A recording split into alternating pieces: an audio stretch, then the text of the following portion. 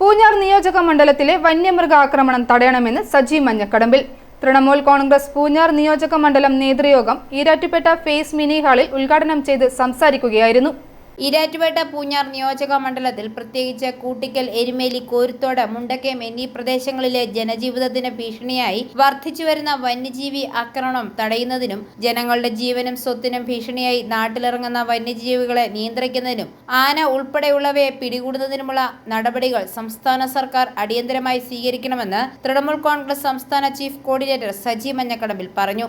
ജില്ലാ chief coordinator Ganesh Ettumanoor അധ്യക്ഷത വഹിച്ചു. സംസ്ഥാന സമിതി അംഗം അൻസാരി ഈരാറ്റുപേട്ട, നോബി ജോസ്, ബിബിൻ രാജു ശൂരനാടൻ, നൌഷാദ കീഴടം തുടങ്ങിയവർ പ്രസംഗിച്ചു. പൂഞ്ഞാർ നിയോജകമണ്ഡലത്തിൽപ്പെട്ട പ്രത്യേകിച്ച് കോരുത്തോട്, കൂട്ടിക്കൽ, എരുമേലി, മുണ്ടക്കയം തുടങ്ങിയ പ്രദേശങ്ങളിൽ അതിരൂക്ഷമായ വന്യമൃഗാക്രമണം ഇന്ന് നടന്നുകൊണ്ടിരിക്കുകയാണ്. കാട്ടുപോത്തിന്റെ ആക്രമണത്തിൽ നിരവധി ആളുകൾ മരണപ്പെട്ടിട്ടുണ്ട്. അതോടൊപ്പം തന്നെ ആനയുടെ ശല്യം, കാട്ടുപന്നിയുടെ ശല്യം, ഇതൊക്കെ ഇന്ന് അവിടുത്തെ കാർഷിക മേഖലയെ വലിയ ദുരന്തം സൃഷ്ടിച്ചിരിക്കുകയാണ്.